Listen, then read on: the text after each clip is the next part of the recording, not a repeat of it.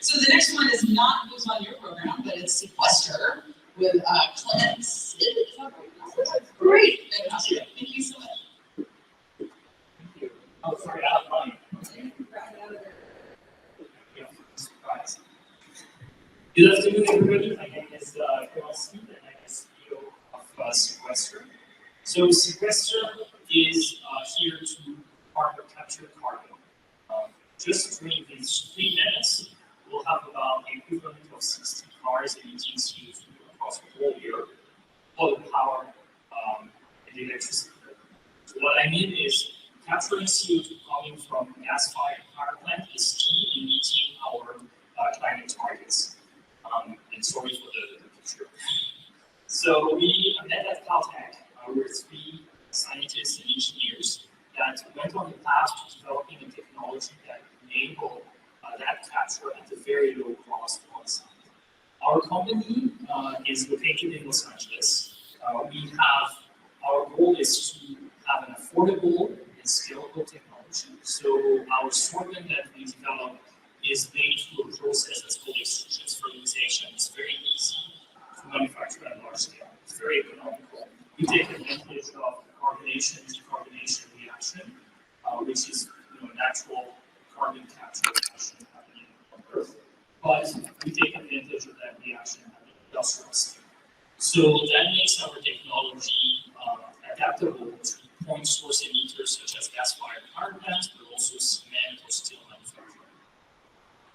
The way it works briefly, the sorbent that goes inside a fixed bed reactor system, and I have some of that sorbent with me and forgot to bring it on the stage. The beads are made of that carbonate powder and able to react with the CO2, capture it, so think of it as a sponge, and then release pure CO2 that then we're able to sequester with a sequestration partner. The technology now is at TRL 5, so this means that we are in our location, and as you can see on the left-hand side, the large-scale prototype that we have capable of capturing 100 tons of CO2 per year. I invite you, if you are around Alhambra, to come over. The one on the right hand is our pilot plant for 2025 with a customer located in Central California. So why do we look at gas-fired power plant? At the beginning of this talk, I was telling you the importance of the CO2 being released in the atmosphere just for generating electricity. Unfortunately, right now, there's no economical way and practical way to avoid it. So what we are providing here is basically a solution that enables avoiding that in very low cost, taking advantage of the fact that the electricity generated now is carbon neutral and usable at any time of day. Thank you.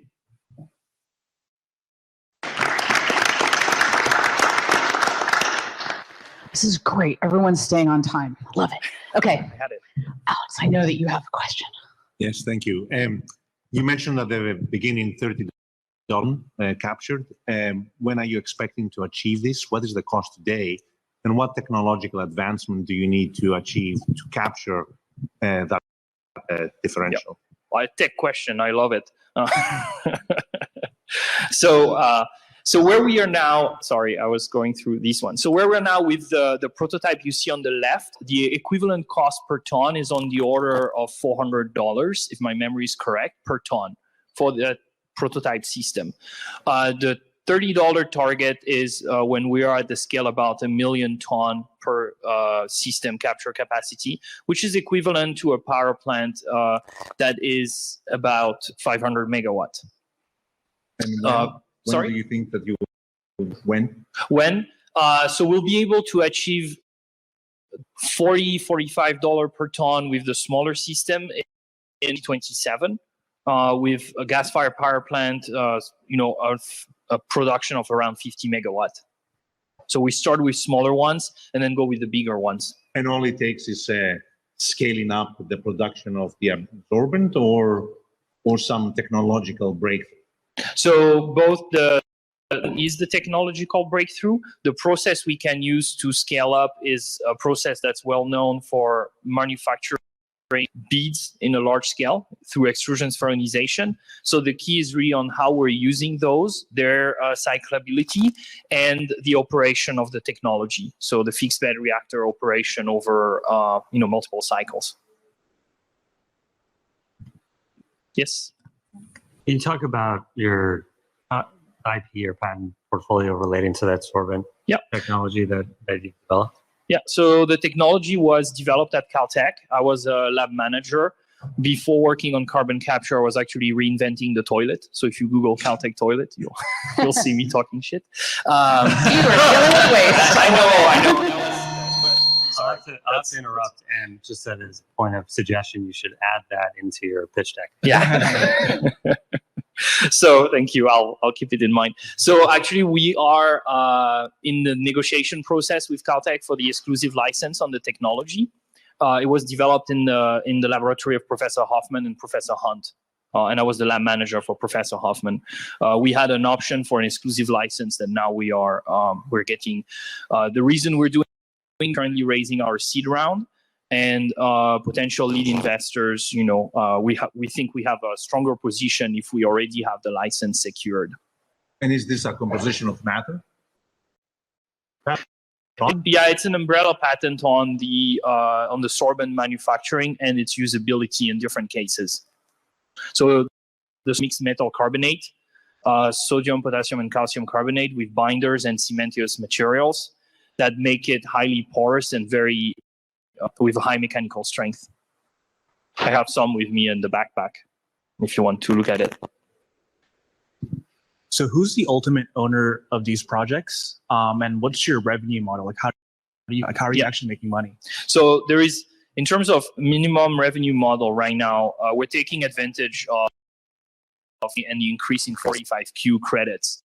The idea here is 12-year payment period per ton of CO2 captured and sequestered. So it's really key on working with sequestration partner and verification technology across the way, which really potentially includes blockchain, to answer your future question.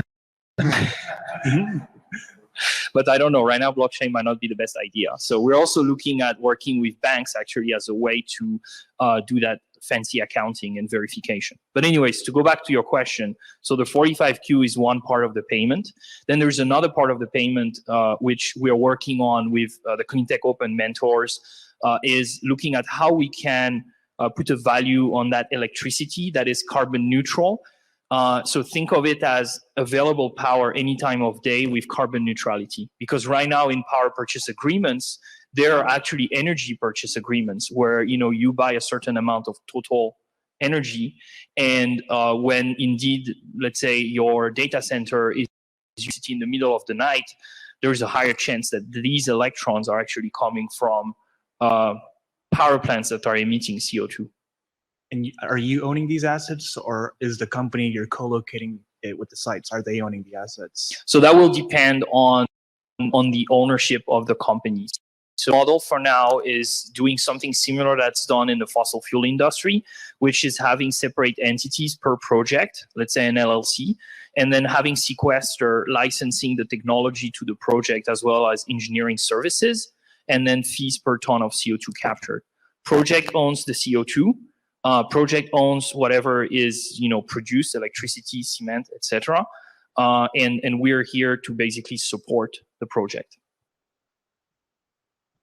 Well, yeah, I guess my question was related to the revenue model. You explained a little bit, but I would love it in your presentation to maybe get a little more into it. Are you a licensing play? Are you actually going to be manufacturing? Do you have to find big partners? Kind of how do you envision this scaling up? Yeah, so the way we envision it is for the first, let's say, 5 to 10 projects, it will be all hands on deck. So for these ones, it will be, potentially co-ownership, and then having us, on site, pilot included, for instance. For the future, depending on the market, licensing opportunities are possible. We're talking to companies that make barges, for instance, and they're interested in that technology on their gas turbines. EPC is entering in partnership with EPCs and providing our technology as one of the solution in their portfolio. Yeah, I will encourage you to put that into the talk because those are really great. It's really important in the whole that your special sauce, your special sauce, and also kind of the business model would be very helpful to see. Of course, you only had 3 minutes.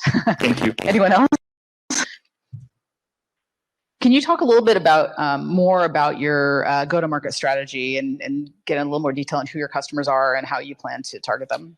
Yeah. So our go-to-market strategy. First, we have a pilot customer identified and a pilot site. So what you see here on the right is a rendering of what the technology looks like at a size that is relevant to that plant to capture between 1,000 and 10,000 tons. So it gives you an idea. So going with these partner first is important because it shows, that the system works well, and then we can use that as a demonstration. Now, the second step is we're using our participation in accelerators like the Cleantech Open, Carbon 2 Value, the C2V, Evol and Up in Europe to relate with other energy utilities and large point source emitters. The other part of the market approach I did not realize until 2 months ago was the sequestration providers. So there are a lot of companies that are going for basically reverse engineering the oil extraction industry. And so former oil owners are looking at sequestration sites and going through the process of applying to get the permit CO2 sequestration. Well, they need the CO2 to be sequestered. And so that's where we come. So they are actually the best proponents of our technology. Yes, we only have 40 seconds. Can you just talk a little bit more about after Denali, just what's required to go from Denali to Everest on your roadmap there? Yeah, we use mountain names because in clean tech it's not flat land, so that's why we're not climbers necessarily. But so what is required is a scale up in terms of the reactor design. We using available chemical principles, we don't foresee that as a big risk. They might be challenging with supplying the sorbent at a large scale, and so we're working on QA/QC protocols for that because we want to outsource the manufacturing.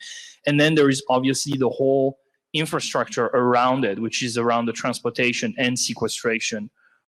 That we're working already with sequestration providers, and for the transportation, we're starting conversation with potential partners. Great. Thank you so much, everybody. Please give a hand to Clement Cid.